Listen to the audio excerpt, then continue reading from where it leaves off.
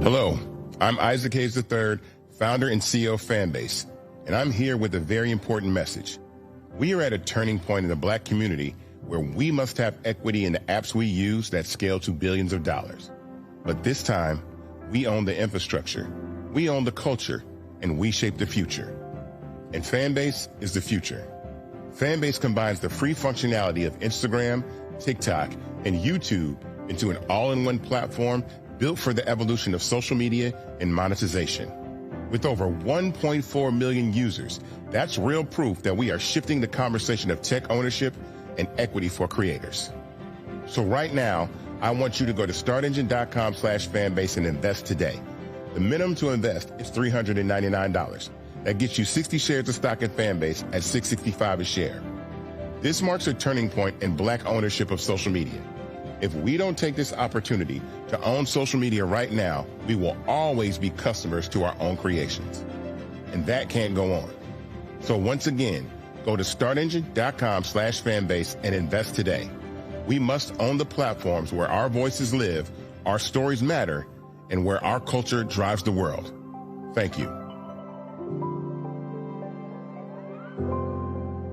Black Star Network is here. Oh, no punches! I'm real revolutionary right now. Thank you for being the voice of Black America. All momentum we have now, we have to keep this going. The video looks phenomenal. See, there's a difference between Black Star Network and Black-owned media and something like CNN. You can't be Black-owned media and be scared. It's time to be smart. Bring your eyeballs home. You dig?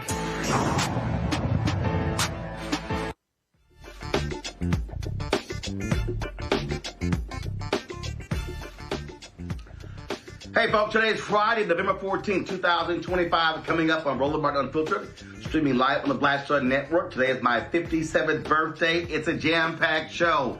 I'm here in Bermuda. We're going to be hearing from the Premier of Bermuda, E. David Burt, talking about their goal, their efforts to want to attract African Americans to Bermuda for tourism. Also, we'll hear from PGA Tour Pro Chase Johnson, who I caught up with here at the tournament as well. Folks, lots more to talk about. Megyn Kelly, what the hell is she talking about when it comes to people having sex with girls under 18, saying that's different than a 5-year-old child? What the hell is she talking about? There's a new prosecutor in Georgia in the election interference case in dealing with Donald Trump and his cohorts. We'll tell you about that. Also, on today's show, guess who's admitting defeat with his tariffs? Donald Trump issued an executive order lowering the prices of groceries. I told y'all that fool was lying. Why do I have to now, for the second time in a week, call out a black person in media for spewing bullshit on the air? This time, again, it's Stephen A. Smith. Yes. Oh, my God. All dealing with Jeffrey Epstein. In Florida, free speech is under attack after a black school board member gets blasted for sharing her thoughts on white supremacist Charlie Kirk. A Baltimore cop facing a stack of charges, including second-degree attempted murder after the shocking video shows him chasing a black man with a police cruiser. We've got the details. Also, MAGA's really upset because U.S. Catholic bishops condemns Donald Trump's attacks on immigration. Ain't this something? They don't mind it when the Catholics talk about abortion, but now they got a problem on this issue. Okay. It's lots to break down. It's time to bring the funk on Roland Martin Unfiltered on the Black Star Network. Let's go. He's got it. Whatever the piss, he's on it. Whatever it is, he's got the scoop, the fact, the find. And when it breaks, he's right on time and it's rolling. Best believe he's knowing. Putting it down from sports to news to politics. With entertainment just for kicks, he's rolling.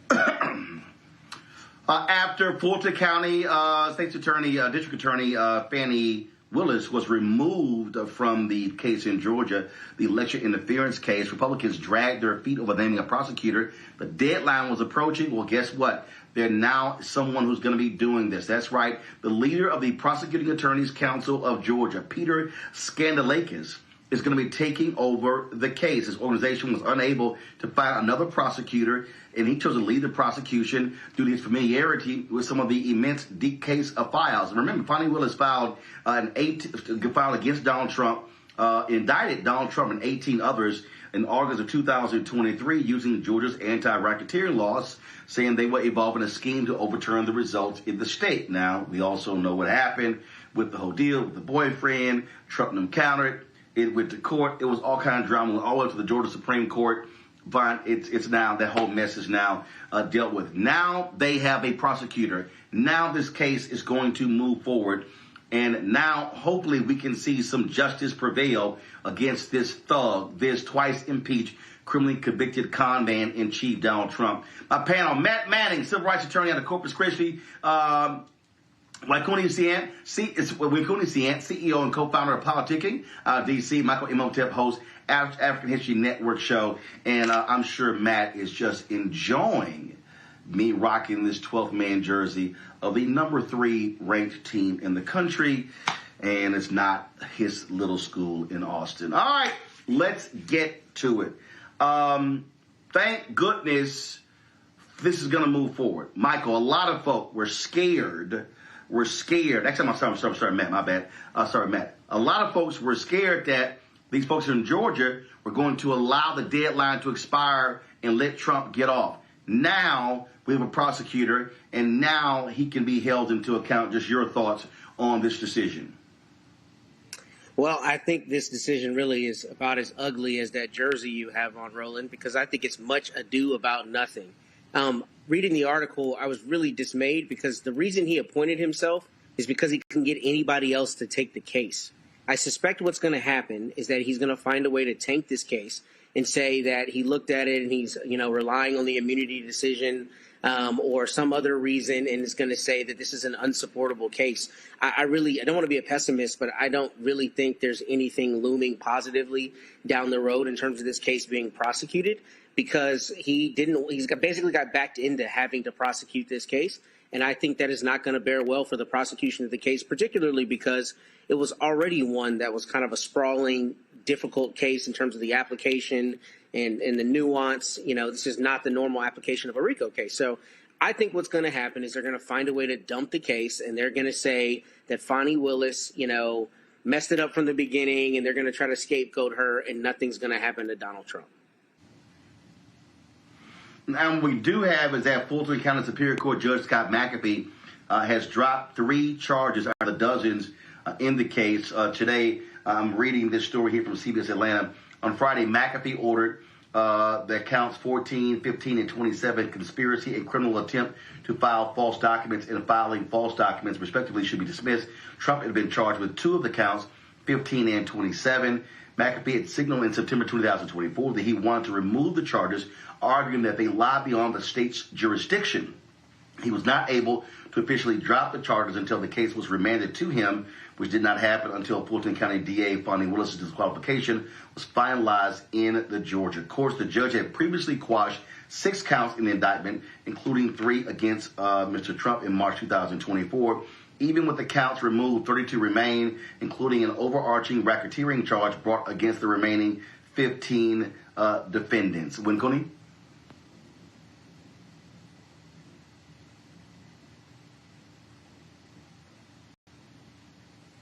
I think you're muted.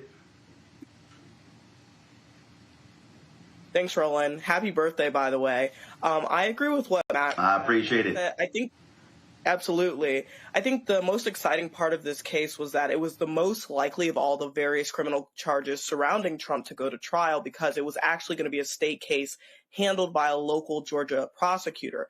But we see in this case of get somebody else to do it, with him actually stepping up to do it, it doesn't seem very likely that it's going to actually be prosecuted and going to trial. And if we look at the federal cases, we see that they're often, pardoned. So with the immunity standing there and the fact that he's taken on this case begrudgingly, I don't think that's likely to actually go to trial.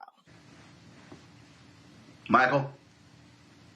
Yeah, also happy birthday, Roland. And you're okay for an alpha. So when we look at this... of course. Yeah. When we look at this, I don't expect... First of all, we know that Supreme Court ruled that Donald Trump has basically broad immunity. So there are 14 other defendants that still face charges in this case. But when it comes to him, I don't expect charges to be pursued in this. We'll see what happens with the co-defendants. We'll see how this plays out. But with this being Georgia as well, and with this playing out the way it did, Fani Willis being removed, and them not being able to find anybody else to prosecute this case, I don't have high hopes for this. But we'll see what happens. But I'm not expecting real prosecutions to come for this. We do know that I think it was 4 of the defendants had already pled guilty. 4 of the 19 defendants, including 3 attorneys directly involved in Trump's bid, they did accept plea deals. But I'm not expecting much to come from this. All right. Well, we have that. All right. We surely appreciate it. Let's do this here. Got to go to a break. We come back. Lots to talk about. Trump admitting defeat with this stupid tariffs, how it is destroying the economy. And now, guess what? He's like, we got some fixes to make. Also, the release of the Epstein files is leading to lots of drama. A lot of folks talking about it, including Stephen A. Smith, who goes on this rant attacking President Joe Biden, attacking Democrats, but he got his facts wrong. Again. You're watching Roland Martin Unfiltered on the Black Star Network. If in this country right now, you have people get up in the morning and the only thing they can think about is how many people they can hurt, and they got the power, that's the time for mourning. For better or worse, what makes America special, it's that legal system that's supposed to protect minorities from the tyranny of the majority. We are at a point of a moral emergency. We must raise a voice of outrage. We must raise a voice of compassion. And we must raise a voice of unity. We are not in a crisis of party versus party. We are in a crisis of civilization, a human rights crisis, and a crisis of democracy itself. And guess what? You've been chosen to make sure that those that would destroy, those that would hate, don't have the final say, and they don't ultimately win. This is Eric Dickerson, and you're watching Roland Martin Unfiltered.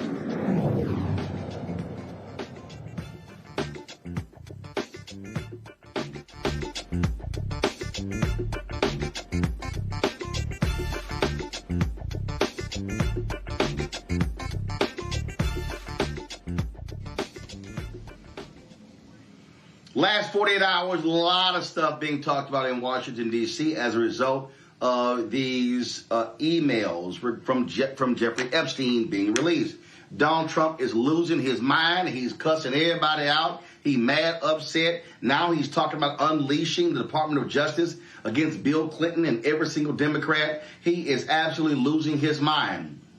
Somebody else who has lost their mind over this stuff is Stephen A. Smith. On his Sirius XM radio show, he went on this loud rant. If you didn't see it or you didn't hear it, check this out. I have no problem with the Epstein files being exposed. I think anybody who's done what Jeffrey Epstein did should be thrown under the damn jail. They should spend the rest of their natural-born life in prison if he was alive to do it.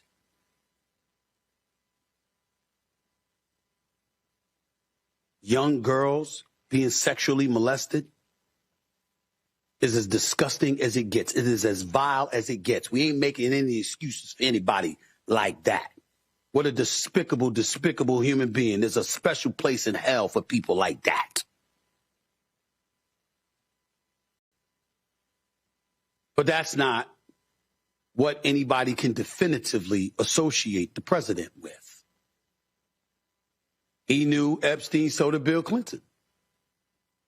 So did a plethora of other famous people inside and outside the world of politics. Incriminating emails, well, what specifically and how significant was it? And when we sit up there as Democrats and we're applauding on the House floor, now that Alita Grijalva was there talking about she'll be the final vote to sit up there and open the Epstein files, and everybody's applauding for the Democratic Party. Ladies and gentlemen, keep in mind that the Epstein files were in existence and free to have been opened during the Biden administration. You were there for 4 years. How come you didn't open it as a Democratic Party then? What am I missing? I'm not saying I know. It's a legitimate question. Maybe I don't remember the answer. Maybe my extraordinary producers should be able to help me during the commercial break. But from my understanding, the same files that were open or being open now with the 220 pages of documents or whatever it is, with various emails, that could have been done when Biden was in office. Well, why didn't you do it? If it's so important now. What were the Democrats doing at that particular moment in time? See, this is the kind of stuff that smells.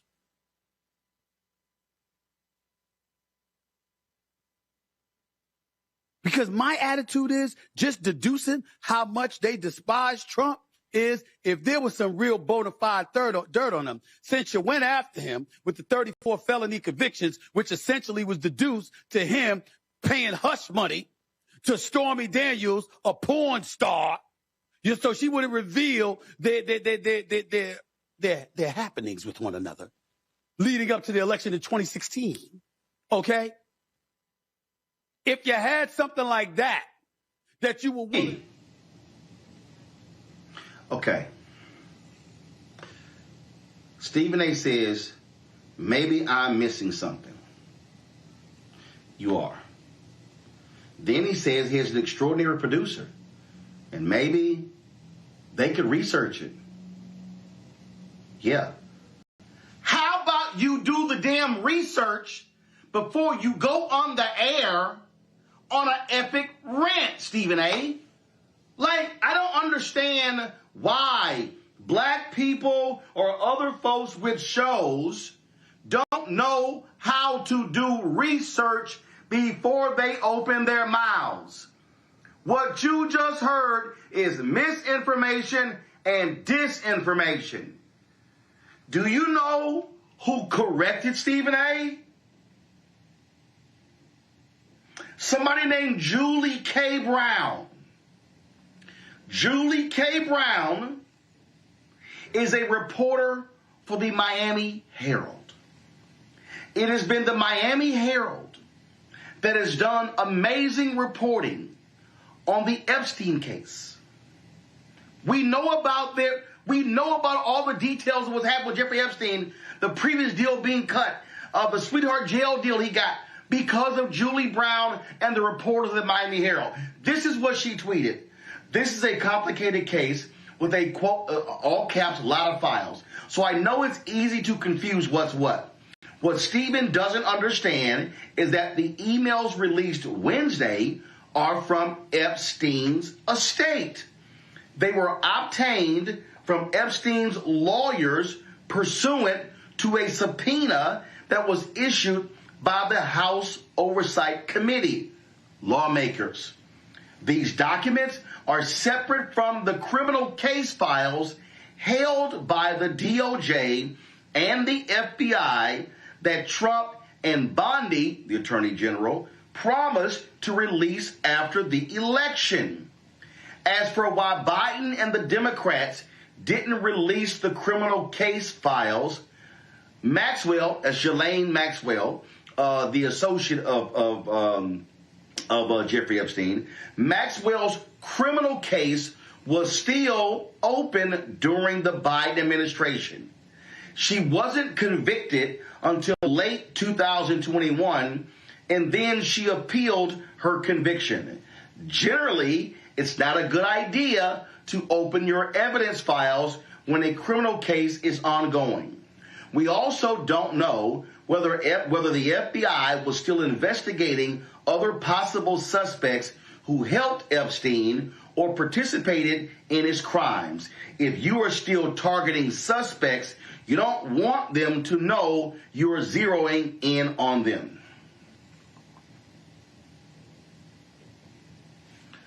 This is what I keep trying to tell these people who are in media. When you have a mega microphone, you need to be judicious with how you use it. You need to be careful with what you say and how you say it, and you need to have your facts right. So when people are then listening to you, they're taking cues from you. And so all of a sudden, folks are going, oh my God, what the hell were Biden and the Democrats doing? They couldn't release them because they didn't have them. And so Stephen A. is broadcasting on Sirius XM radio all around the country. And people are taking his clip and they're reposting it on Twitter, on Instagram, on Facebook, on TikTok, on Snapchat, on Fanbase, on Spoutable, Spill, LinkedIn, everywhere. And he's wrong. And see, this is what I cannot stand. I cannot stand when a journalist or a media personality says, I'm just asking a question. I'm just giving my opinion. What the hell are you talking about?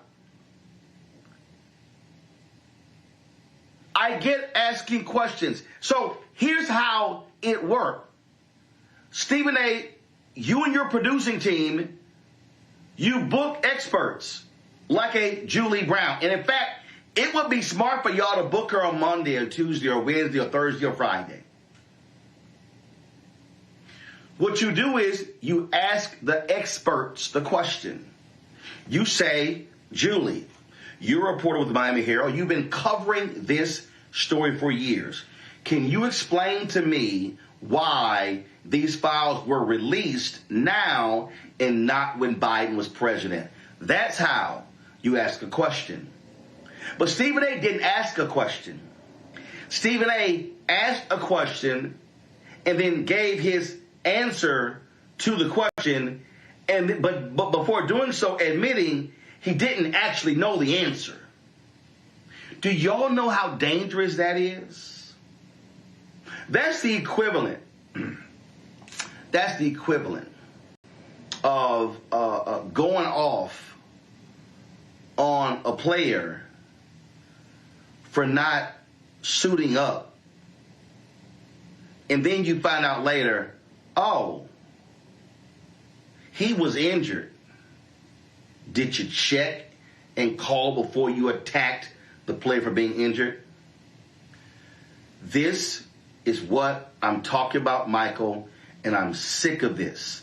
I'm sick of people not dealing in facts, not checking first before they go off and say things that then get repeated. And as we know, the lie travels faster than the truth. This is just idiotic to literally say, I don't know. I could have my smart producer check, but let me just rip the folks anyway. Yeah, Roland, it is unprofessional, it's irresponsible, and it's dangerous. And I'm somebody who's been in media 15 years. I've done over probably close to 2,000 episodes of the African History Network show. I do all the research for it. I book guests, book experts in the areas that we're talking about. And I said before on this show, if Shut Up and Dribble were a person, it would be Stephen A. Smith. I think the A stands for asinine. He has absolutely no clue what he's talking about. And he just gets up here and just spews his nonsense. But if he just Googled, have the Democrats requested the Epstein files, you see the piece from PolitiFact from Debbie Wasserman Schultz, U.S. House of Representatives page, and it goes through and breaks down this timeline, and it talks about how Democratic lawmakers began to seek records about Epstein after the Miami Herald's late 2018 investigation into the case. And it goes through and breaks this down. It talks about different people, whether it's U.S. Representative Elijah Cummings, Senator Tim Kaine. It talks about Democratic efforts and also calling for an investigation into the plea deal that Alex Acosta did for Jeffrey Epstein. Okay. And lastly, it's important to also note that she was prosecuted by the Biden administration, Ghislaine Maxwell, 2021, Biden administration prosecution, and sentenced in June 2022. That's on the Justice Department's website right now. Now, that's just me doing a Google search. I don't have nobody working for me. So Stephen A. Smith is full of shit.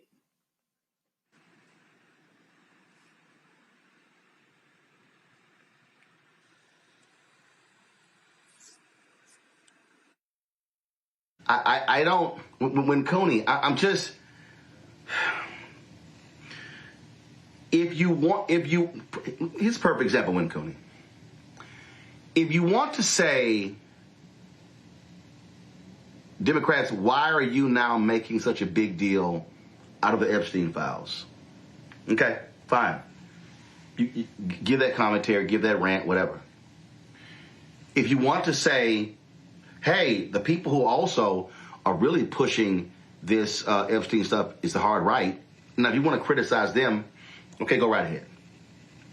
But what I don't understand is how you literally admit that you don't know the facts, and then you then choose to opine on what happened not knowing the facts.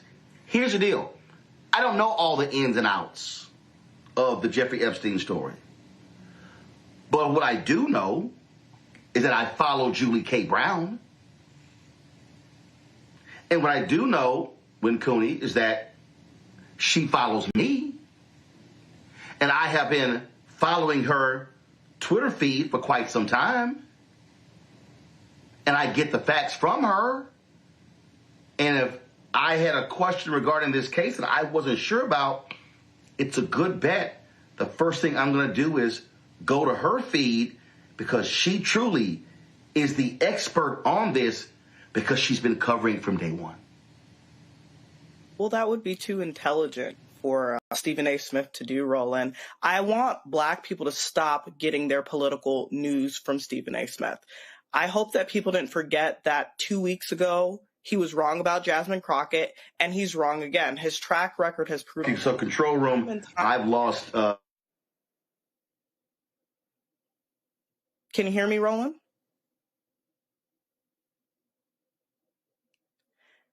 His track record has proven time and time again that he's made it the issue of the public to go fact check and see what he's saying is true or not true. And in this case, it's clearly not true.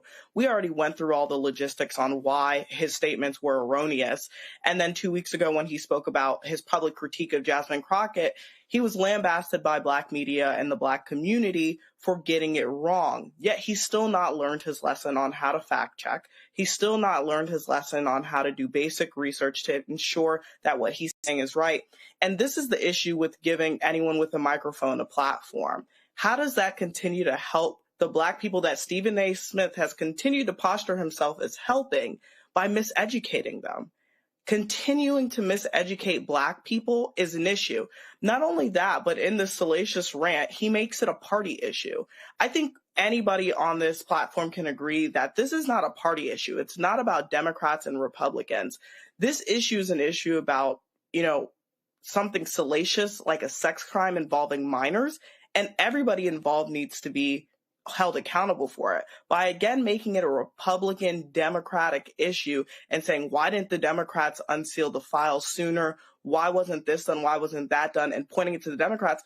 Oftentimes I ask myself, is Stephen A. Smith being paid by the Republican Party? Because he's doing a fantastic job of following the footsteps of President Trump in terms of miseducation. So we really have to see that stop.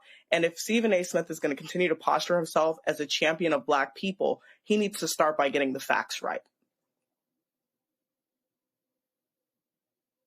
So, my opinion on it is I think when Cooney's right, I didn't get a chance to hear everything she was saying. But, one of the things I think is kind of lost in this conversation in two respects is, first, when you're somebody like Stephen A. Smith and you have the kind of following that you do, you act in a fiduciary capacity, meaning when people are listening to you, there's an element of trust, right? They need to be able to trust that what you're saying, especially when you're speaking on a topic du jour as major as the Epstein files and the release of that information, and whether the sitting president was involved in sex trafficking or involved in the abuse of minors, then you need to be, judicious, to use your word, and smart about making sure you're not spreading misinformation. But the larger overarching thing for me is the premise of his comments was that he was implying, right, that this is like politically motivated, or they didn't do this under Biden and now they're doing it under Trump. Look, when somebody gets elected president, they talk about whether they're going to release their tax returns and all this other information that's relatively arcane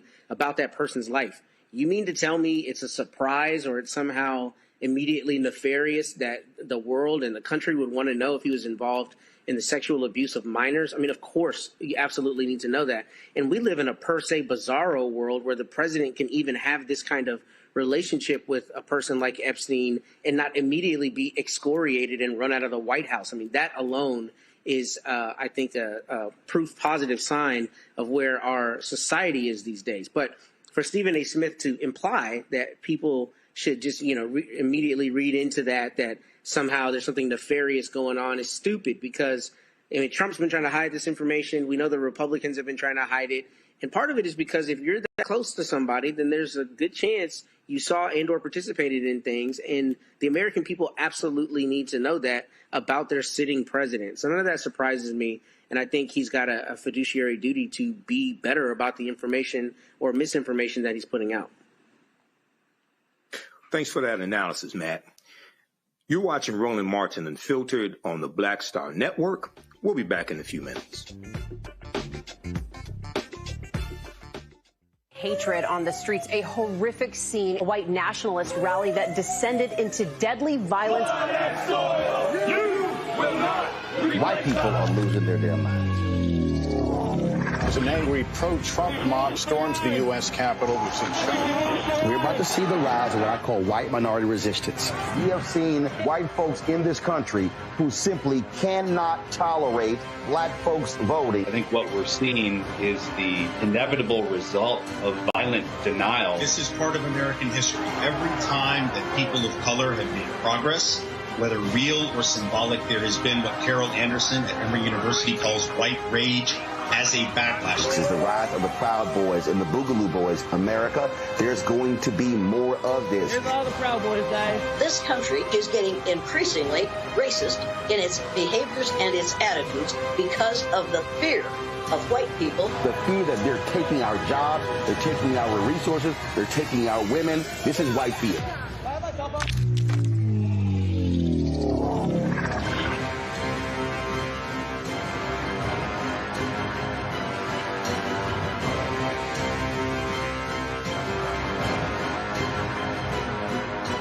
Said the quiet part out loud. Black votes are a threat, so they erased them. After the Supreme Court gutted the Voting Rights Act in 2013, Republican legislatures moved fast. New voter ID laws, polling place shutdowns, purges of black voters from the rolls. Trump's Justice Department didn't stop it, they joined in. In 2018, his DOJ backed Ohio's voter purge system, a scheme that disproportionately erased black voters. Their goal, erase black votes and political power. Yeah, that happened. These are the kinds of stories that we cover every day on Roland Martin Unfiltered. Subscribe on YouTube and download the Black Star Network app. Support fact-based independent journalism that centers African Americans and the issues that matter to our community.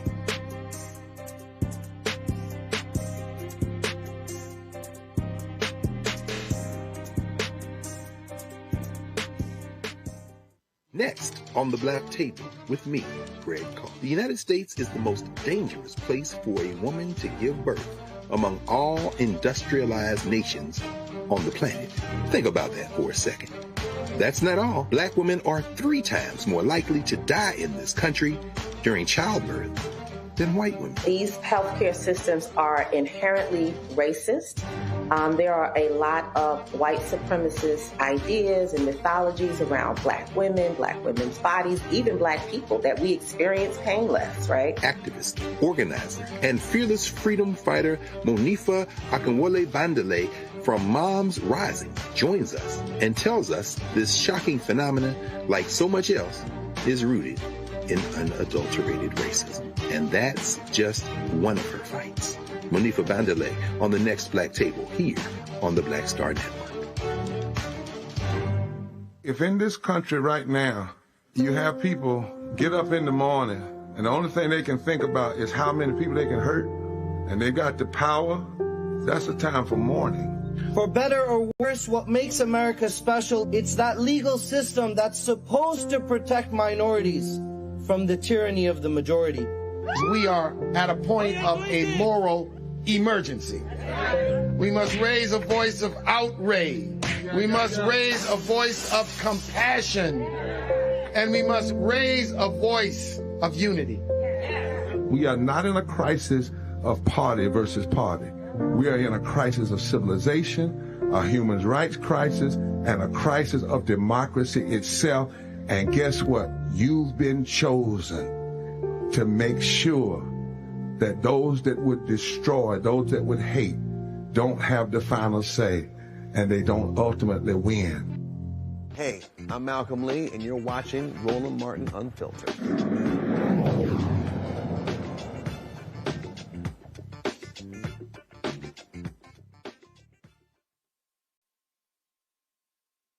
A Baltimore police officer is indicted on multiple charges, including second-degree attempted murder, after being caught on video chasing a black man with a police cruiser. Officer Robert A. Parks is also charged with first- and second-degree assault, reckless driving, and misconduct in office. The charges stem from an October 28th incident where Parks is captured on video by social media user Slick Brown trying to run over a civilian. According to the indictment, Parks tried to disperse a gathering of people on a sidewalk. He attempted to get a man to go towards him, but the unidentified man refused. Parks threatened to call the dogs on the man. The man began walking away from Parks. Parks then radioed that he had, quote, one running adult male in the alley, end quote. This is what happened next. All right. Yeah, what's your reason to stop him? You ain't even got no reason to stopping him, bro. Hey, yo, walk off, Trey. You hit the alley, yo. Go ahead, Trey, walk off, yo. He beating. You ain't even got no reason to stop him.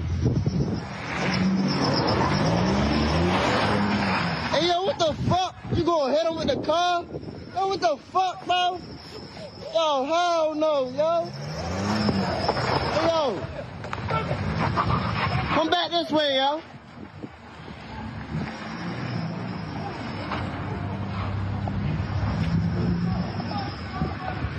Yo, beating, bro.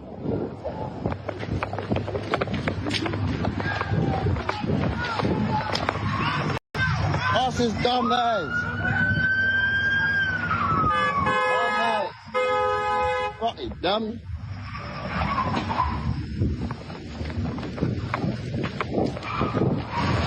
Dumb ass, you dumb as shit. You dumb as shit. You crashing and all that. You really crashing out, bro. Go ahead, dumbass. Really crashing out, bro. You press his car and all that, bro. Don't really try to hit my man, bro. What the fuck? Don't really try to hit, bro, with the car and all that. Oh, hell no. Here is Baltimore City State's Attorney Ivan Bates explaining the decision to indict Parks. The charges brought forward in this indictment reflect the seriousness and dangerous nature of the actions we all witnessed in the viral video of Officer Parks driving his vehicle directly at a civilian while on duty. These are the exact charges we would bring forward for anyone operating a vehicle in that manner, whether you're police or whether you're civilian.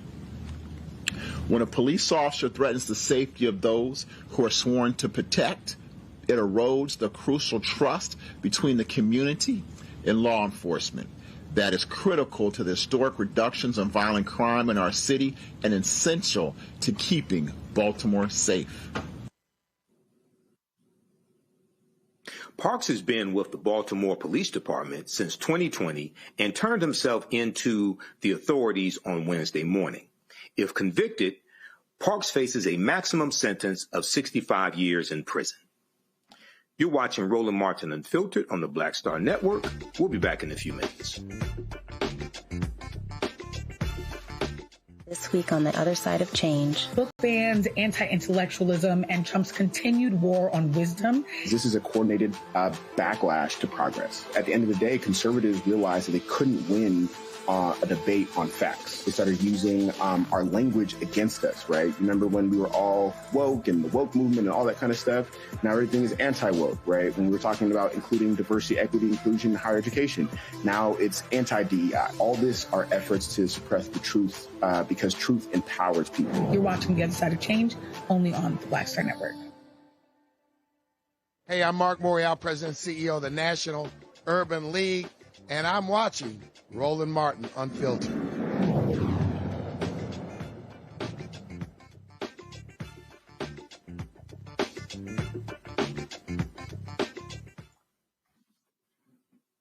Welcome back to Roland Martin Unfiltered. Michael Imhotep sitting in for Roland. I want to go to our panel for this discussion. I want to start with you, Matt. You are an attorney and also a defense attorney. What are your thoughts on this case? So I saw this case on social media, I guess, a week or two ago, and I was just baffled because, this is first great citizen, recording. I mean, obviously we see videos all the time now, but this was good that this brother recorded it the way that he did. And when I saw this video, I was baffled that a police officer would not only do this kind of thing. I mean, of course, there are times that they're assaultive. We talk about it all the time on this show. But this brazenly, broad daylight, after clearly having some kind of tense interaction with these brothers, and then you go and try to hit them. I mean, honestly, when I looked at this, this is one of the few times I think that the attempted murder charge might actually stick. I think what will happen, I think we've talked about it on the show, but when you're prosecuting a case, I don't know how it is in Maryland, but in Texas, a prosecutor always gets what's called a lesser included offense. So that means if they're prosecuting you for murder and they want the jury to be instructed on another charge like deadly conduct or manslaughter, depending on how the law works in that state, the prosecutor automatically gets it. Defense can get it if they have evidence. But I tell you that to say here that if the prosecutors ask for a lesser included and the jury seems, the evidence comes out like the jury might be on the fence about whether he really premeditatedly intended to kill him, every day of the week, I think he's cooked and convicted on deadly conduct or some kind of manslaughter, attempted manslaughter, reckless type charge. Because what's very clear here is he's trying to hit this guy with the car. The struggle will be the intent and whether he intended to kill him. Because I read the Maryland statute and it doesn't really read like you're doing an act that's clearly dangerous to human life, the way sometimes states write their laws.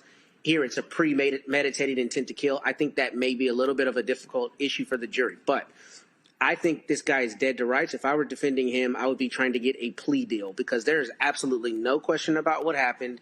There's no question about the operation of the vehicle, no question about his intent to try to hit him because after he misses him the first time, he keeps chasing him. So I think that it's good that they're prosecuting this case. And, the brother said it perfectly. He said, man, you are literally crashing out. Like, I've never seen anything like this.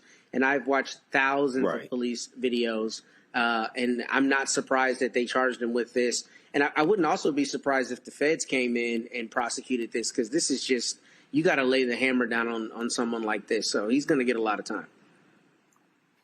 Okay. Now, Cooney, what are your thoughts on this case here? It's very disturbing to see this video, even though we are thankful to social media user Slick Brown for capturing the video. Yeah, the video is damning. I'm so thankful, as Matt said, for the technology that we have accessible nowadays, because we know as Black people that this has been happening for years and years and years. And so oftentimes, even though it's the first time we're seeing it caught on camera, we know that it's not the first time that this has happened, certainly not in Baltimore history. What I wanted to focus on is the fact that in these cases, what infuriates me the most is that the officer is simply suspended without pay. Obviously, we know it's going to go to trial, and as Matt said, he's probably cooked. But another important thing to note is that they won't be able to call him as a witness at all right now. So any cases that involve him or require his testimony for conviction will be dismissed. And so that's actually not ideal, right, for the carriage of justice. But it's something that's very, very fair considering the fact that he's obviously shown himself not to be a reliable source. But the other question that I wanted to address is why isn't a person like this immediately fired, right? They're being charged with attempted murder, and they're still just suspended without pay. And really what it boils down to, gentlemen, is how police contracts work to protect their own. Police contracts, like labor contracts, they govern the working conditions under which officers operate. And effectively, they've rendered police departments' disciplinary and oversight processes ineffective, as officers are rarely held accountable for wrongdoing. Now, in this case, it's very cut and clear. And as Matt said, if I was defending him, I would be trying to get a plea deal or maybe trying to decrease what the murder charge is. But I don't think it's any possible way that he won't be convicted. But the problem with the police system as is that while he is on trial for this, he's still just suspended without pay. He's not immediately fired. And with cases that are this cut and dry, I feel like we do need to make an example of these police officers, these bad cops that are continuing to increase friction between inner cities, urban communities, and the police forces that be. Now, Matt, I had a quick question for you. In the story, it said that he attempted to get a man to go towards him, referring to Parks, but the man refused. An unidentified man refused. Parks threatened to call the dogs on the man. So when you hear that a officer threatened to call the dogs on a subject, what goes through your mind? How does that add towards any of the charges that are filed against an officer? I think it goes to premeditation and intent, clearly, right? Because if the person has refused his order and he's angry, which we clearly see in the first part of this clip, then it's not easy for a jury to infer that that anger led to premeditation. I don't know how the law works in Maryland, but my understanding of premeditation, at least the way it was taught in law school and the way I've seen it in practice, is that you can premeditate something in a split second, right? So it's not implausible for this jury to say he was mad that the person didn't respond to his orders. Clearly, whatever happened that preceded this, got him angry. And then obviously he tried to hit a person who was a pedestrian who was on foot with his car. I am a defense lawyer, so I always think of ways that doubt might creep in, right? But this also might be the case where I'm wrong. This might be the case where the jury has no problem whatsoever with attempted murder. They say, we think you formed the intent to kill him, and every day of the week we're going to convict you of attempted murder. This might be that case, and that would make perfect sense to me if it happened. And the interesting thing, not only about the dog, but is about whether he responded to that order and didn't, come to the order. I have a case like that right now. And depending on where you are, the case law often says that you don't have to respond to that. So it's interesting that we're talking about this today because in my case, my guy ended up getting body slammed because he didn't want to identify himself. Texas law doesn't require him to identify himself. And I think that's important in this context. I don't know how it works in Maryland, but if that brother didn't have to identify himself and that cop got mad and all of this transpired because of that, that's another sign of the kind of abuse you see with police officers, because when they tell you to do something and you don't do it, even if you're within your rights, they get mad and sometimes they try to kill you. And this is exactly why, to go to Win Cooney's point, we absolutely need to bury this guy under the jail, because when you have this kind of power, you can't be wilding out the way this was, trying to literally hit and kill people with your car. So he's going to get a lot of time in my estimation. Right. Now, Win Cooney, I had a last question for you. So I know because of the Black Lives Matter movement and because of the social justice movement, we've seen an emphasis on better understanding police contracts. We've heard about police officers' Bill of Rights, things of this nature, right? Now, there was also a period of time going back to about 2022, 2023, when you had a nationwide shortage of police officers as well. Okay, and various police departments were asking for more and more officers. Do you think that we need more officers who want to be the type of officers that the social justice movement said they wanted to see? Those that only use lethal force when you've exhausted all other methods, those that see people as needing to be protected as opposed to being policed, things like that. What are your thoughts on that? Yeah, I think that's a fantastic point, Michael. We do need more police officers that are good cops, so to speak. But I think this really goes pragmatically back to the defund the police movement. This is why a lot of people believe that we need to defund the police, right? When you see examples of over excessive usage of force, like you saw in the video. And to piggyback off of what Matt's point is, I wanted to take a different perspective. When I hear someone say they're going to call the dogs, I think of 1963, Birmingham, Alabama, right? I think of civil rights sit-ins when dogs were called in to rip Black people apart. I think of 2014 Ferguson, when dogs again were used to forcibly disperse civil rights protesters. And so when we continue to see overusage of excessive force, it doesn't make people excited to sign up to become police officers, particularly within these areas that police officer constituent relations are already extremely contentious. So I think this is where we get the two camps, right? We get the camps that are advocating for better cops, cops that are utilizing their powers for good, that are building relationships and bridges within the communities. And then we have the other camp that says, hey, we need to defund the police. We need to lean on community policing more. We need to lean harder on mental health resources for Black and brown people. The fact of the matter is this gentleman only had a misdemeanor warrant. I don't want to say only. Yes, he had an outstanding warrant, but it was for a misdemeanor. No person, whether it was a misdemeanor or a felony, deserves to get ran down on. And I do literally mean ran down on the way that this gentleman was, and was at fear for losing their life. And not only him, I also think about what the perspective and psyche of the person who was recording this was. This is an extremely traumatic situation, and I would have been fearing for the retaliation of the cop as well once he noticed that I was recording, right? So this not only affects the person that was being, apprehended, but also the community at large. And this is how Baltimore PD is treating our community, right? This is what they're going to take away from.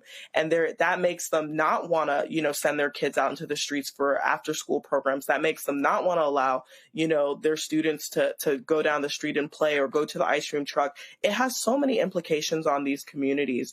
And I'm really, really saddened that this is the way things are going and continue to go in 2025. Right. Okay. Thank you. Roland Martin Unfiltered will be right back after this break. You're watching the Black Star Network. This week on A Balanced Life with Dr. Jackie, are you looking for clarity on your believer's journey? Are you finding it difficult to really find your lane and stay in your place? Do you think that you have what it takes to build a sense of community even in these difficult times, knowing that God has got your back? Well, this week on A Balanced Life with Dr. Jackie, we're talking about just those things. I have the courage to walk through this tough season because they're going to come. You need the friends that have a belief system like yours. A believer's journey this week on A Balanced Life with Dr. Jackie on Black Star Network.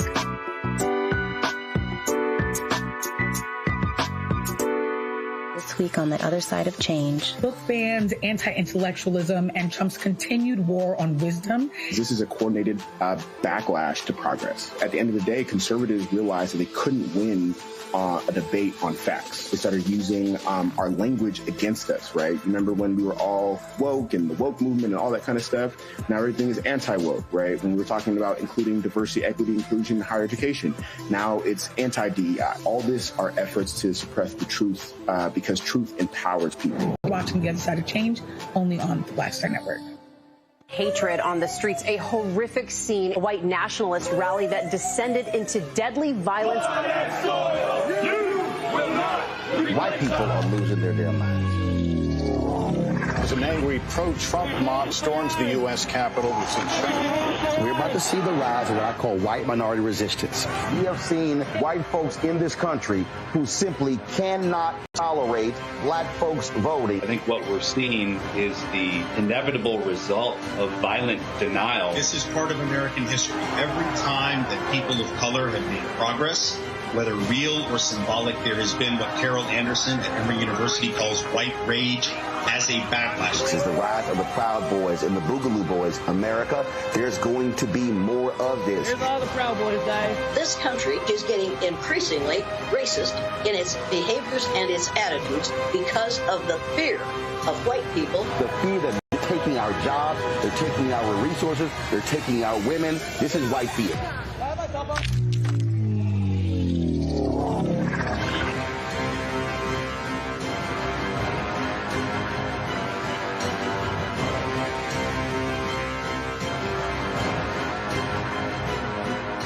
Said the quiet part out loud. Black votes are a threat, so they erased them. After the Supreme Court gutted the Voting Rights Act in 2013, Republican legislatures moved fast. New voter ID laws, polling place shutdowns, purges of black voters from the rolls. Trump's Justice Department didn't stop it, they joined in. In 2018, his DOJ backed Ohio's voter purge system, a scheme that disproportionately erased black voters. Their goal, erase black votes and political power. Yeah, that happened. These are the kinds of stories that we cover every day on Roland Martin Unfiltered. Subscribe on YouTube and download the Black Star Network app. Support fact-based independent journalism that centers African Americans and the issues that matter to our community.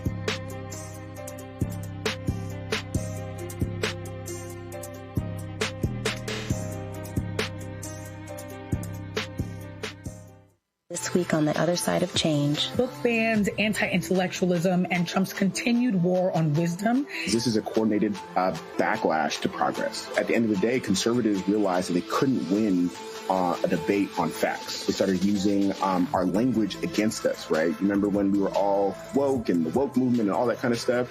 Now everything is anti-woke, right? When we were talking about including diversity, equity, inclusion, higher education, now it's anti-DEI. All this are efforts to suppress the truth because truth empowers people. You're watching The Other Side of Change, only on the Black Star Network. Hey, I'm Mark Morial, President and CEO of the National Urban League, and I'm watching Roland Martin Unfiltered.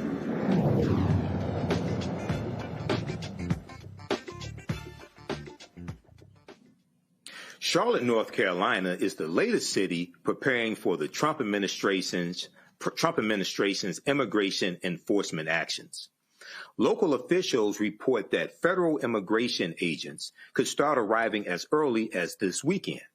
However, specific details regarding the operation, including the number of agents and their exact plans, have not been communicated. Mecklenburg County Sheriff Gary McFadden has stated that his office will not participate in the operation, and Mayor Vi Lyles is urging the community to remain calm, emphasizing that local police are not involved in these efforts. Currently, Charlotte is on high alert, with the community calling for transparency, safety, and protection for all residents. Patrols are set to begin in New Orleans, with plans to deploy as many as 200 Customs and Border Protection agents in the coming weeks. I want to go to the panel with this, and I'll start with you, Winkuni. So what are your thoughts on this? This is the latest city under siege by the Trump administration, saying they want to crack down on crime, using immigration, undocumented immigrants as a pretext for a way in, to send customs and border agents, et cetera, ignoring the statistics showing that crime is declining in the various cities that they're going into. What are your thoughts on this? You know, it's extremely upsetting, Michael, because, you know, I'm the child of two immigrants myself. I'm a Haitian American, and so this is something that disproportionately affects my community. But what we've seen President Trump do again and again is defend sending the military and immigration agents into these Democratic-run cities, Los Angeles, Chicago, even our very own nation's capital. And he continues to say that the reason for this is to fight crime. But like you said, that's not a correlation that's been proven. But we also have to think about what is the precedent that he's trying to set long term with this politically. I think that by sending these ICE agents into blue cities, he's trying to send a message out to the constituents of that actual state. And what we see here is that Charlotte is a Democratic stronghold right now. And the state's going to have one of the most hotly contested U.S. Senate races in the country next year. So I think President Trump is paying special attention to North Carolina. All right. So, Matt, when we look at crime statistics in Charlotte, and MSNBC talked about this today, violent crimes, we see violent crimes are down in 2025 compared to 2024. They're down by approximately 1,000. Homicides, 62 in 2025 compared to 82 in 2024. Aggravated assaults 3,494 in 2025 compared to 4,311 in 2024. So we see a downward trend. What are your thoughts when we see this continued effort from the Trump administration to disregard crime statistics, but also to cut the grants that were going towards community violence intervention groups that were helping bring down those crimes? Well, we've talked about it on the show many times, and many times it's you opining astutely on this. But what it comes down to is the base does not care about reality. They care about the rhetoric, which is why you can get on TV and beat that drum, till you're blue in the face, that crime is running rampant and all these things. And the statistics, including statistics from your own FBI, say demonstrably that's not true. But you continue saying that because you want to continue creating the furor that allows you to be the Führer and bring in the goose steppers, right, to these Democratic-controlled cities. That's all it is. I mean, I heard this on NPR this morning, and it was reported that neither the sheriff there in Mecklenburg County nor the local police had any idea what was going on. And what's crazy about that is, the idea that federal law enforcement would come in and not work with local law enforcement. Of course, there are times that they're distinct, but they also work together in task forces and things all the time. But to Cooney's point, I think when you're trying to make a political point about not only democratic cities being these bad places, but moreover, you having, an overriding authority, whether that's through a show of force or just brazenly saying it, you go into these places and you do these asinine,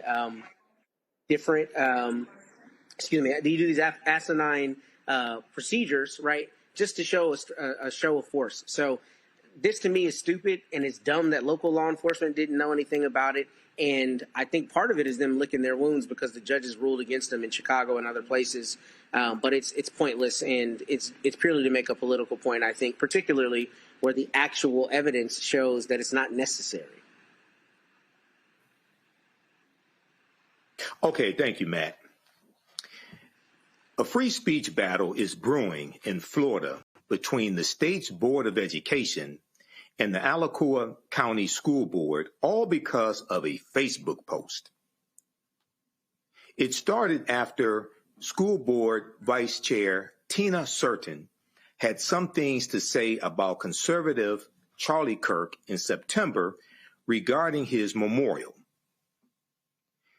This is the post that set off a political firestorm.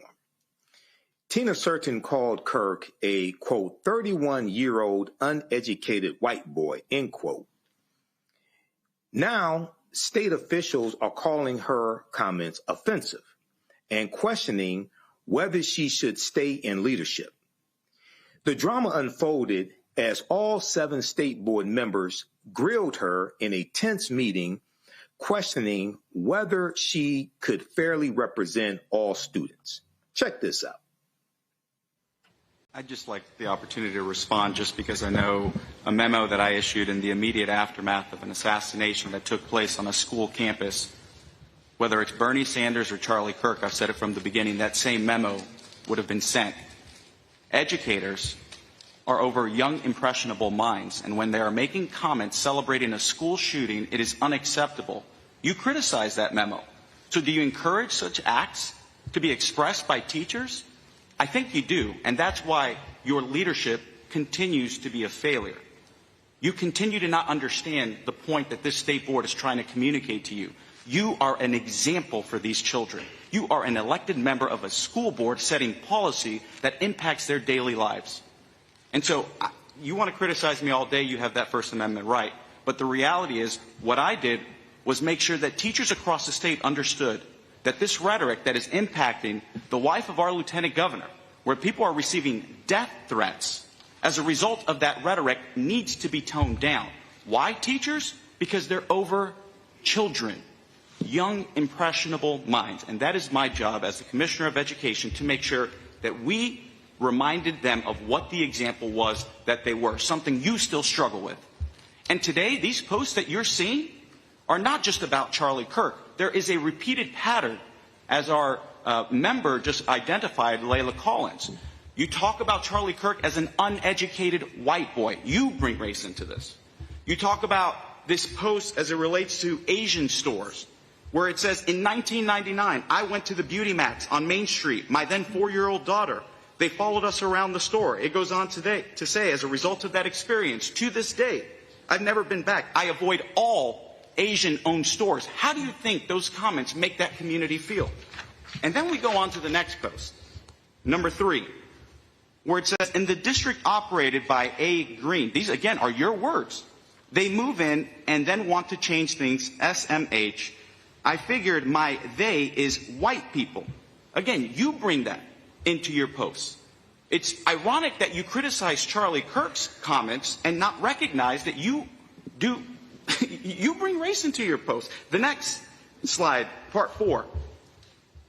You like a post that says, white women have always been central to building, maintaining, and protecting racial violence. They weren't the sidelines, they were the architects too.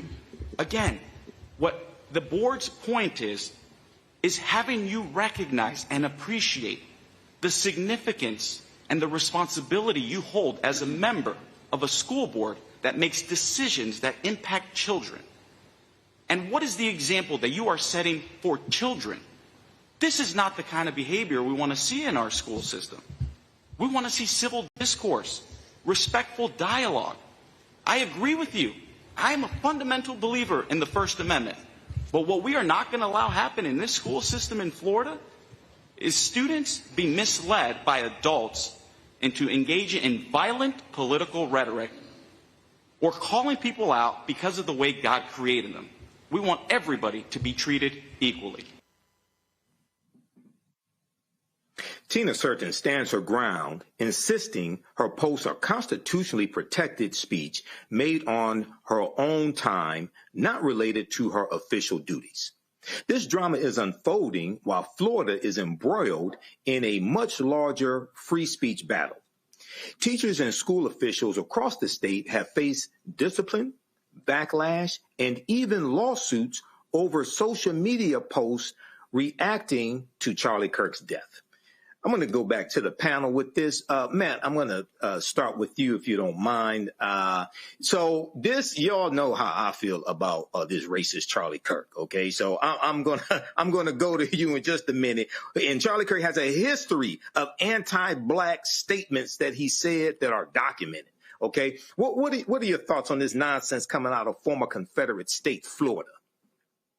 Man, I think it's a crock of bull. I think it's BS, and I think there are a couple things here that are particularly, big to me. The first is this sister is duly elected. So we're not talking about a teacher in a public school being excoriated by the state board. We're talking about a public servant who was voted into the office that she holds. Now, before I go on, Florida has weird laws about who the governor can take out of office and stuff. I'm not used to seeing some of the way their government works. So I don't know if they have any real, control over her being in or out of her seat. But presuming they don't, I mean, to sit there and condescend to her as though the board can actually do anything about it is probably more about that cat, or whatever his name was, Kostassos, I think it was a Greek last name, about him getting a soundbite, right, and getting to look like he's this crusader for decorum. And there's not any real end game besides using her as a whipping post. Now, in candor, I will say when you're elected, you do have to consider that what you say is obviously going to be scrutinized, and surely Ms. Certain knows that. But good for her standing on her ground. I mean, I do think that it is probably not in the best form to say things that could be racially incendiary, like in talking about the Asian businesses. I know there will be people who will disagree with me. That seems to be a little bit of an own goal, if I'm honest. But with respect to Charlie Kirk in particular, Charlie Kirk's rhetoric was vitriolic, and vitriolic about black people in particular, and all of these people who have made him a martyr are completely intellectually dishonest when they call anybody out saying anything about him. I mean, literally, Charlie Kirk was talking about people having to die in order to protect the right for guns. So it is not, intellectually dishonest to say that he died talking about something he was espousing. I mean, that's literally true based on what he said. So I think this is intellectually dishonest. I think if you are truly a free speech proponent, you can't be beating her up or mad at her for what she's saying. And then the whole thing about, all these children and all that stuff. What about the kids who are hearing what Charlie Kirk says? when they go to the classroom with a black kid and they treat that kid like he or she is less than they are because they heard it at home and dad was watching Charlie Kirk on YouTube, right? He's not worried about that. And that's because it's about rhetoric and it's ideology, and it's not really about protecting the kids. It's about, beating the drum that you think needs to be beaten. That's all this is. I think it's nonsense, and it is protected speech. Right. Now, Wayne Cooney, let's get get straight. Charlie Kirk is an unqualified college dropout, okay? He is an unqualified white boy, and he did talk about prowling blacks. He was a proponent of the Great Replacement Theory. He did say on January 23rd, 2024, on the Charlie Kirk show, if I see a black pilot, I'm going to be like, boy, I hope he's qualified. He did say that George Floyd was scum. Okay. And he also did have negative things to say about Michelle Obama, Sheila Jackson Lee, Ketanji Brown Jackson when it came to affirmative action, and said, you do not have the brain processing power to otherwise be taken really seriously. You have to go steal a white person's slot to go be taken somewhat seriously. So what are your thoughts on this unqualified white male college dropout, Charlie Kirk? And also the attack on our sister Tina Certain for standing up for her rights. A few thoughts. Number one, Tina innocent, okay? There was not one lie that Tina said in that particular Facebook quote. I agree with Matt. Some of the comments about Asian American, etc., were incendiary. But in terms of what she said about him, she was absolutely spot on. Charlie Kirk was a bigot. He was open about that. He was uneducated. He did drop out of school, and he was also able to raise millions and millions and millions of dollars in building Turning Point USA, which is one of the biggest parts of the Republican Party now, and how they actually are able to touch students on college campuses. It's a breeding ground for bigotism in this country and white supremacy, and it's absolutely something that has to be stopped. Now, as a black person, I don't celebrate the death of anyone, right? But I don't believe that that's what she was doing in that post. What she was speaking is speaking facts. And as you guys were talking about Florida, it's not a formally Confederate state. It's still very Confederate as far as I'm concerned. I was raised in South Florida. I'm a voter in Florida. And it is still an extremely racist state.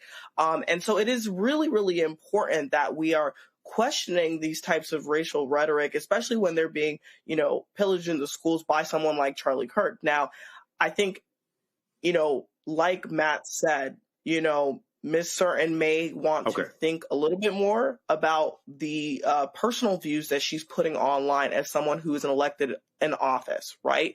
But I think if we're talking about the First Amendment and we're talking about what someone's putting on Facebook, the United States, and Florida particularly, needs to come to a concerted agreement on what is permissible and not permissible from an elected official. We can't have someone that's sitting president in the highest office of the United States saying grab them by the pussy and then being upset when other people are stating their views. If we're talking about leading by example, we got to be really, really, really crisp on what that means and what that looks like for the next generation. Right. Thank you. You're watching Roland Martin Unfiltered on the Black Star Network.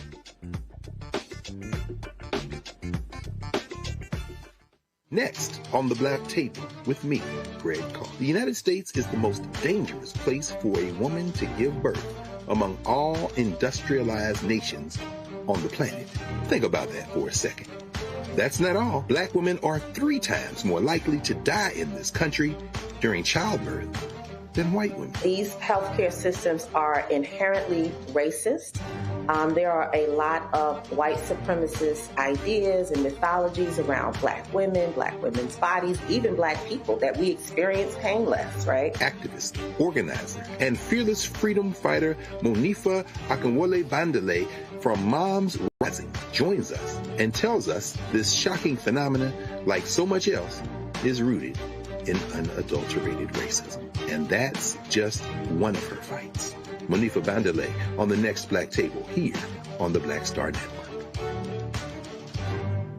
This week on The Other Side of Change. Book bans, anti-intellectualism, and Trump's continued war on wisdom. This is a coordinated backlash to progress. At the end of the day, conservatives realized that they couldn't win a debate on facts. They started using our language against us, right? Remember when we were all woke and the woke movement and all that kind of stuff?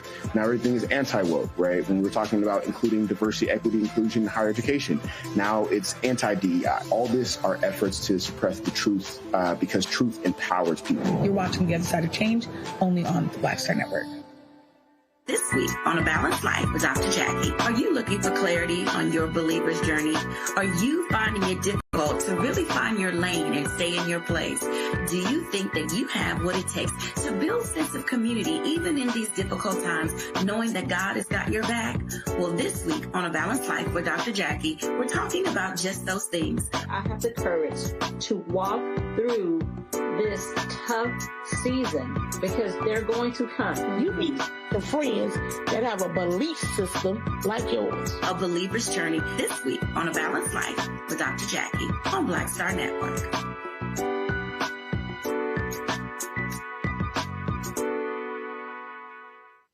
If in this country right now, you have people get up in the morning and the only thing they can think about is how many people they can hurt, and they got the power, that's the time for mourning. For better or worse, what makes America special, it's that legal system that's supposed to protect minorities from the tyranny of the majority. We are at a point of a moral emergency. We must raise a voice of outrage. We must raise a voice of compassion. And we must raise a voice of unity. We are not in a crisis of party versus party. We are in a crisis of civilization, a human rights crisis, and a crisis of democracy itself. And guess what? You've been chosen to make sure that those that would destroy, those that would hate, don't have the final say, and they don't ultimately win. Violent white supremacy is, quote, the most persistent and lethal threat in the homeland. The greatest terrorist threat to the homeland is the homegrown violence stream, including hate crime committed on behalf of some kind of white supremacist ideology. They are coming after everything in Black America. MAGA and Donald Trump are specifically targeting Black America. They are going after the money. Attack Black Lives Matter. Attack critical race theory. Attack woke, DEI. MAGA wants to defund Black America. This is a perfect example of their desire to completely degrade and de-emphasize Black people.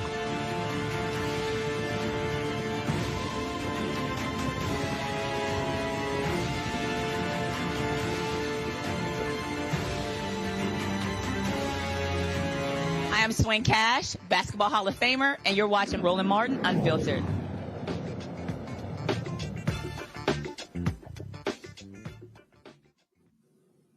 Hey guys, if you notice, Roland is having technical difficulties broadcasting from Bermuda. I want to thank our panelists today, Matt Manning and Wynn Cooney. Have a great weekend. Roland interviewed PGA golfer Chase Johnson at the Butterfield Bermuda Championship. Here's that interview. All right, folks, here at the Butterfield Bermuda Championship, Chase Johnson, I just watched him on 18. You finished strong. I did. I had a good finish, birdie finish. Wind got me a little bit early in the round, as it's going to hit everyone. So this wind has been insane. So I played Tuesday when it was at 55 miles an hour. Oh, okay. So this is like a cakewalk for you. Oh, this dude, I was kind of like, Tuesday was crazy, but yeah. And this morning was pretty rough too. So. Yeah, it was pretty gusty this morning. So hopefully we can just carry that momentum into tomorrow. A lot of folks who, like, I've been playing golf 38 years, and so a lot of guys, they always sit here, they see somebody who can play well at a club or whatever. I tell them, you have no idea what it's like, I said, between a person who's good there and on tour. Right.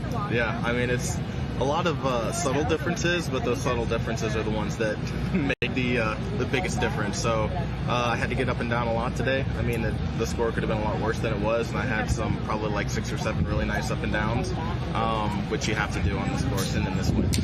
So you're never out of the hole. There are a lot of we were chatting earlier, talking about all the different places you play. You talk about APGA, and it's a lot more opportunities being created for African American golfers, and then a lot of people who are also offering support for cats who want to go to the next level. Yeah, absolutely. I mean, the APGA is the prime example for that, and all the other junior programs that are associated with the APGA. Like Underrated is with Steph Curry's tour. He's been doing a lot of good work. Cameron Champ's dad is heavily involved in a junior program that is frequently out at APGA tour events and stuff. So it's really good to see the opportunities grow. And then it's just up to fellas like me and anyone else who gets the chances to play in events like this to represent as well as we can. So again, those last two holes are good representation, so we just got to do more of them.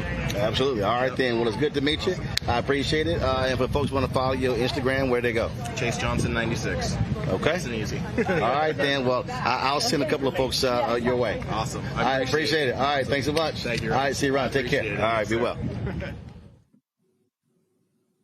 Roland also interviewed the Honorable E. David Burt, the Premier of Bermuda.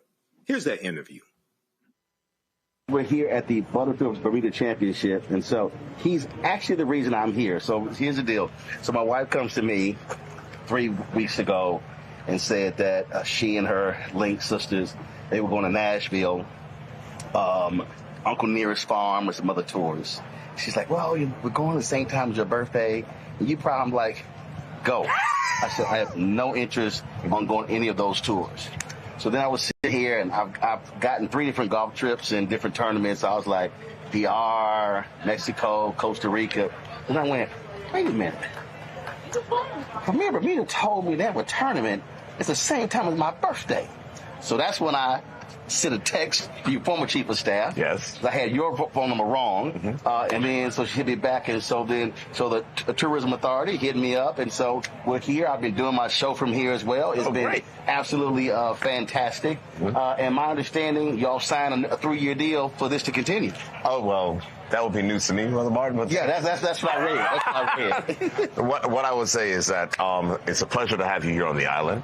Certainly these matters are dealt with by the Minister of Tourism, but it's good to know I'm not a golf fan, but I know that you are. Not only is he a golf fan, if you are not aware, he also happens to support Texas A&M. I'm a graduate, so is my brother and my sister. So three of us in the family. So we're number 3 in the country. We'll point out every Aggie on the golf course today. He will tell you them all. I got pictures with all 3 of them, absolutely. But first of all, look, you got a lot of people here. Yes. This also is important because you get visibility. Golf Channel's covering this here. Folks get to see Bermuda, tell the story. And so one of the things that I want to ask you about is really the focus of the Tourism Authority to attract folk to come here, because usually when people talk about, where I'm going to travel or whatever, they talk about Bahamas, they talk about Jamaica, everything like that. Just talk about what you're trying to create here in this country. So thank you. Well, the reality is that Bermuda is not a mass tourism destination. So places like Bahamas, places like Jamaica and others, Dominican Republic, are mass tourism destinations. Lots of people, big resorts, all that. That is not what Bermuda is. Bermuda is different. We have smaller resorts, but the entire island is our resort. We're not a place where you have to go, you have to stay inside a resort, all the rest. You get to explore, you get to be a part of our wonderful culture and immerse yourself. And when it talks about, targeting specifically the black traveler, we are trying to make more of a focus on that as well. So whether or not those are direct air routes out of the United States or whether or not those are the cultural experiences that can be experienced on an island, such as also my favorite, which is our annual emancipation celebration, which is called Cup Match, which actually started because black folks said they were not going to work to commemorate their slavery day. Wow. They said the day that we got emancipation, we're not going to work. So it was not an official holiday for a number of years until the government of the day finally gave in. And I promise you, the government of the day did not look like you or I at that time. Finally gave in and declared a holiday. But black people said, we are not going to work. We are going to organize an event to commemorate the emancipation of slavery. And now is our biggest holiday of the year. So when is that? That is it is a very technical answer. Because I was talking to somebody yesterday and they said it is the last Thursday in Friday before the first Monday in August. So they say it's really 4 days. So the law says it is the last Thursday and Friday before the first Monday in August. It is basically the last weekend in July or the first weekend in August. Got it. But yeah, it's always around that time. But it's a cup match in Bermuda, the biggest celebration. We also have other celebrations. I'm told it is crazy. Oh, it is crazy. But we also have other celebrations because there's for the young and not so young. So we have our national heroes. So there's a story also about Mary Prince, who was instrumental in dismantling slavery inside of the British colonies, who wrote in a book, Mary Prince. And so she's one of our national heroes, in addition to many other persons who have historical significance for Bermuda. And near that weekend, we have our national hero celebration, but we also have Bermuda Carnival, which is an amazing event and celebration. And, I would say if you are someone who likes a little bit of fun, it is continuous revelry for 4 straight days, kind of like Cup Match. Cup Match is kind of 5. It's a 2-day holiday, but it goes on for 5 days. Hidden meaning in there is like continuous revelry. Continuous revelry. We revel at Carnival. So what's interesting is, yesterday, there was a young woman, she was in media, and we were talking, I said, I got a question for you. I said, Bermuda is not in the Caribbean. She says, but it's Caribbean. Correct. Explain that. We consider ourselves Caribbean. And is that because, according to her, she said 65% of the people from here can trace them their St. Kitts. St. Kitts, Turks and Caicos, Bahamas, all the islands. Because, it was part. I don't like to be a black person talking about slavery, but we have to recognize the knowledge of our history. And the fact of how we got over here is they took some boats from Africa. And so we became... Some got dropped off here. Correct. Some got dropped off in America. And then after slavery was abolished in the British colonies, there was still transfer of people and movements amongst the British colonies. So if there was labor, so for instance, in Turks and Caicos, the salt mines, and Bermuda's other things, and all dependent. So people would then come. If economy was more developed, Bermuda was always more fortunate to have a more developed economy, only because of its strategic position between the U.S. and Europe. So that is the reason why Bermuda and Hawaii were the 2 original tourism destinations. Because after World War II, we had airports, power, seaports, all the rest, and those then had to be converted into peacetime uses, and that is the reason why Hawaii became a major tourism destination, as did Bermuda be even a bigger tourism destination. So... because you're not, how far are we from New York City? You're not far from it depends. East Coast. Here's the reality. It will oftentimes take you longer to drive to JFK from Midtown than it will to take you to fly from JFK to Bermuda. Depending on the winds, 75 minutes. Wow. Depending on the winds. If the winds are going the wrong way, it might be 85 to 90. So it really is interesting to me that Bermuda is so close. But to your point, I don't hear a lot of folks talking about, hey, I'm going to vacation in Bermuda. Now here's the funny thing. Bermuda. You don't hear a lot of folks talking about it, but for instance, last year, throughout the entire high season, our hotels were full and people couldn't get rooms. So the reality is we're marketing to the persons. We are just not a mass tourism destination. But if you're looking for a unique destination, a place that is different, a place where you're not trapped inside of a resort, a place where you can explore, mix with the locals, have fun, have the beautiful scenery, go out, this is the place for you. Also, the connection between Bermuda and African Americans. So many folks traveling to the United States, being educated there as well, and forming those relationships. Absolutely. Yeah, a lot went to HBCUs as well. Many. But here's the other thing as well. Right now, what is also interesting for Bermuda is that we now have a growing and burgeoning African population as well. We celebrate African Day as well. Lots of persons from East Africa, West Africa as well. And Bermuda, from a business perspective, also hosts, because we are known for our work in insurance, we also host insurance products that protect African crops from natural disasters. So there's a number of things in which we're doing with the diaspora. Gotcha. Because while you were talking about being business, I spoke here, 2 speeches I gave here. I think one was in 2009, it was like 11 or 12, and both were at business conferences. Yep. And we're talking about, again, the relationship with entities in the United States and here as well. What else would you would really want folks to know about this country that they may have no idea about? Well, the first thing is that Bermuda is unique. There's no question about it. Unique.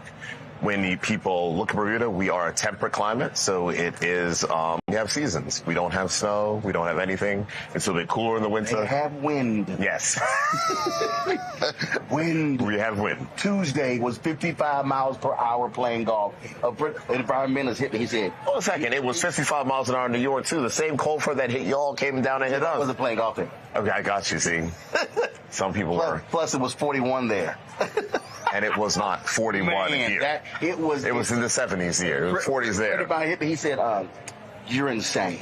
I said, I would rather be outside playing golf in 55-mile-an-hour wind than sitting inside looking out a window. Okay. So but the next day, it was a perfect day. It was just a little bit of wind. It came from y'all, the United States. Oh, so you blaming it? Oh, it is 100%. 100%. Okay.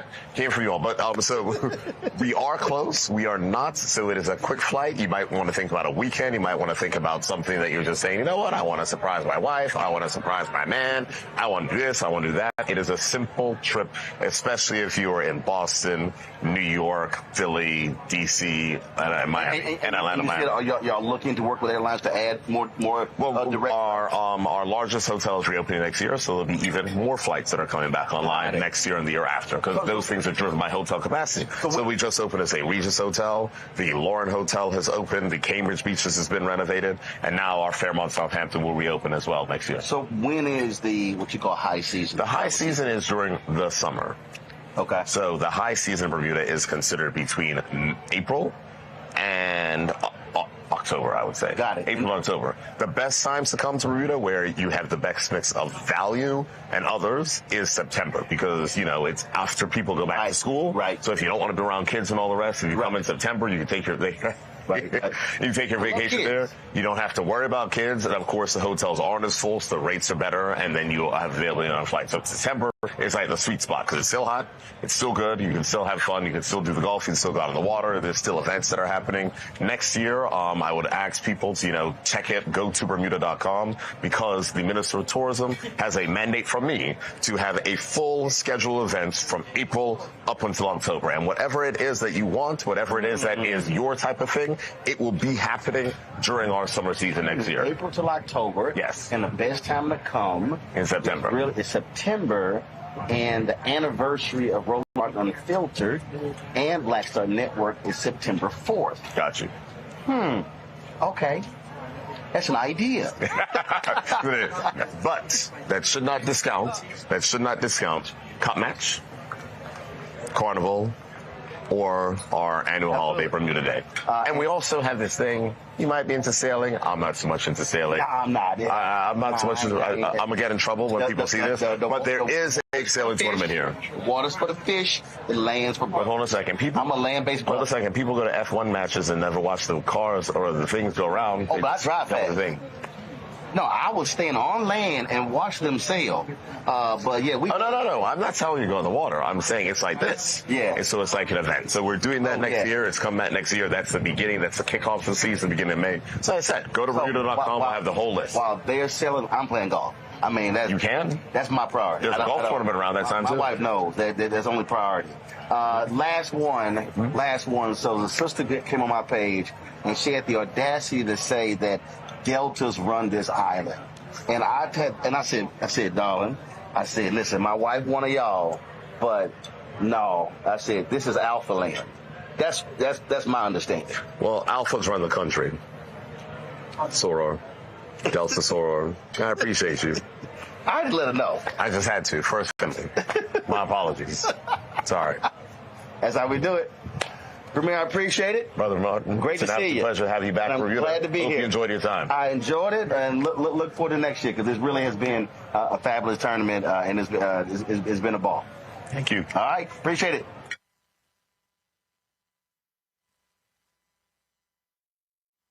And have a good night.